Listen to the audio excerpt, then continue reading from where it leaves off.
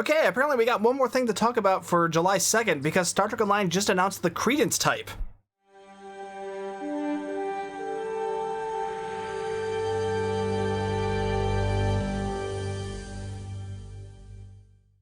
The Credence type. I'm actually really excited for this because this is probably my favorite 32nd century ship from Star Trek Discovery. So yeah, if you're unfamiliar with the ship, this is the USS Credence, which was featured in a few episodes in seasons 4 and 5 of Star Trek Discovery. Obviously, it is a 32nd century ship, which I mean, if the giant floating bits didn't give that away, yeah, it's a 32nd century ship. And I've always liked the look of this thing. Look at this. It's kind of bonkers. It has way more floating parts than most of the other 32nd century ships, which I know not everyone is a fan of, but you know what? I don't care. I'm tired of hearing about it. Anyway, it's I don't know, I think it's a neat looking ship and I'm excited to check it out. I already like the first bit about this. Apparently it's going to be a Miracle Worker Dreadnought, and I do like Dreadnoughts, and I actually do like Miracle Worker as a primary spec, at least on escorts and cruisers. So yeah, let's check out, well actually no, let's check out the release date first, because yeah, unfortunately this is going to be an Infinity Lockbox ship, and it will be releasing on July 2nd with all the other stuff that's coming up soon, because so we've got the summer event, we've got with it its prize ship, console. You're getting the Dyson bundle on that day too, and also both platforms are getting the temporal recruitment event on the 2nd, and now apparently PC will also be getting the Credence type added to the Infinity Lockboxes. Ooh, apparently it's going to be a Miracle Worker temporal combo. I do like that. Okay, let's actually look at the individual stats. It's got a hull modifier of 1.55, which is fairly high. It's not the highest in the game, but it's higher than most dreadnoughts, so it's what you would expect to see of a more high-end dreadnought to have for a hull modifier. It's a shield modifier of just straight up 1, so very moderate shields, which again is fairly typical of the 32nd century ships. They're meant to be very hull heavy, so to balance that out, they put very light shields on them. It's got a 5-3 weapons layout, already like that. 4 device slots. The bridge officer layout is going to be a lieutenant commander tactical seat, an ensign level engineering seat, a commander level engineering / miracle worker seat, a lieutenant commander science / temporal seat, and a lieutenant level universal seat. That's not bad, honestly. I do like it. I mean, my biggest gripe about it is that ensign level engineering seat. I kind of wish that was either another tactical or a universal seat, but beyond that, I mean, it's more than serviceable. It's better. Honestly, it's better than most of the lockbox ships we've been getting. So I really can't complain all that much about that. The console layout is going to be 3 tactical, 5 engineering, 3 science, and 1 universal, because this is a Miracle Worker ship. It's got a turn rate of 7.5, an impulse modifier of 0.18, and an inertia rating of 45. So it's gonna be pretty chunky. It's gonna be pretty large and bulky, which again is pretty standard for a dreadnought, so that should be no surprise there. The power modifiers, it's got plus 10 to weapon power and aux power, and plus 5 to shields and engines. That's pretty good too, honestly. Like, especially with a Miracle Worker temporal combo, you definitely want more power in your weapons and your auxiliary. But you know, putting a little extra into engines isn't a bad idea. The shield power is what it is. Honestly, I'd rather take that 5 shields and put it into the engines as well. But what can you do? But this is still better than most ships in terms of power distribution. We'll get to the console later. It can equip dual cannons. It will have a 32nd century cloaking device. 32nd century battle cloaking device. So yeah, just like every other 32nd century Federation ship. It'll have a hangar bay with 32nd century shuttlecraft. It'll have the innovation mechanic because it's Miracle Worker, cyclical quantum slipstream drive because again, Miracle Worker. It'll have 2 of the cruiser command auras, attract fire and weapon system efficiency, which is typical of a dreadnought, and will have the usual dreadnought mastery package, which provides buffs to hull regen, damage resistance rating to energy and radiation damage, some extra crit chance, and a buff to maximum hull. I gotta say, I'm kind of liking it already. I mean, it helps that I'm already pretty fond of this ship because of the show. I really like the look of it, so space Barbie-wise, I'm already into it. But stats-wise, it really does fit my more favorite play style. You guys know how much I love the Lexington, and this is going to be fairly similar. Again, like I said, I'm not huge on this ensign-level engineering seat. I really wish we could get a little more flexibility from there, you know, turn that into a tactical seat, or even better, a universal seat. The temporal seat being on the science seat is also kind of because I mean you're you're basically not gaining any additional unconventional systems triggers by making those share a seat. But it's not going to be that big of a deal because you can just then use the universal seat as a science seat. So, you're still getting some extra uncon triggers, so it's not going to be a huge deal breaker. It's that ensign seat that has me kind of like, but again, it's just an ensign seat. It could be worse. It could be a lieutenant level seat, or worse, a lieutenant commander engineering seat paired with that commander level engineering seat. So again, it's not the most amazing seating, but it's far from the worst seating.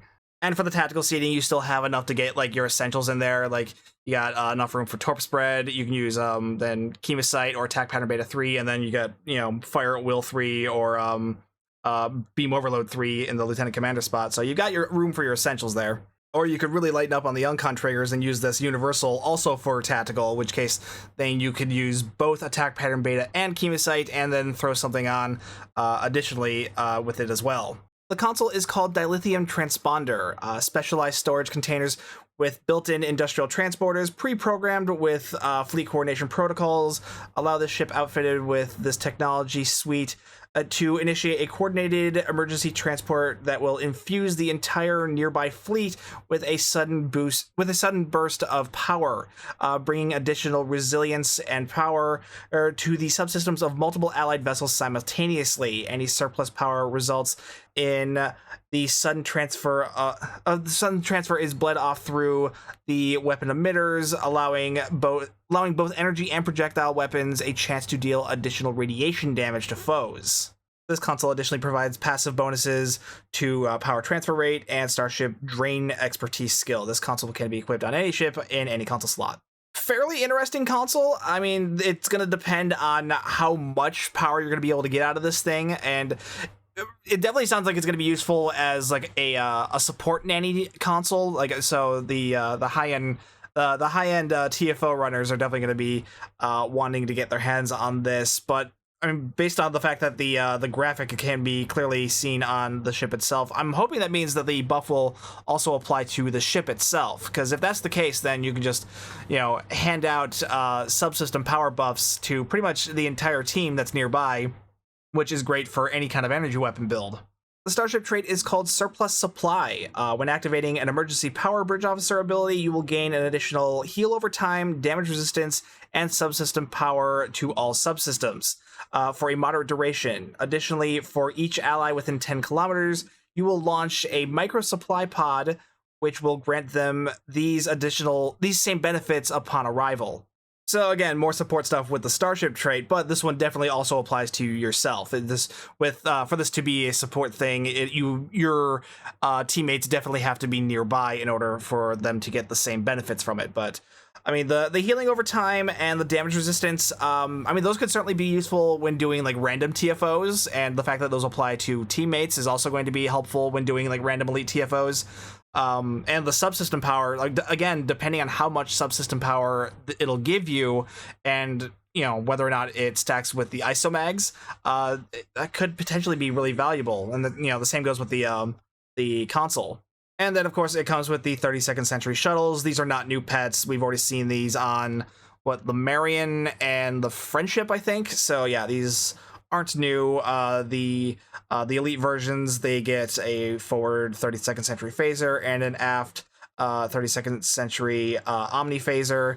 Its ability is the structural integrity manipulators, which has an offensive mode, defensive mode, and can swap between the two, which can either drain hull from an enemy or restore hull to you.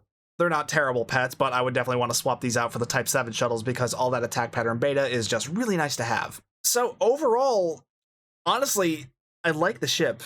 Admittedly, it is largely due to my the fact that I already like the ship from the shows. Like I said, I do really like the look of it for Space Barbie reasons. I think it's a really pretty ship. I know not everyone's going to agree with me because I know I know a lot of people have very divided opinions on the 32nd Century ships, but I like this one. So I kind of want it, and the fact that it has a seating and console layout that really fits my favorite play styles really appeals to me too. Like, I'm probably gonna throw a broadside beam fire at will build on this thing and be very happy with it.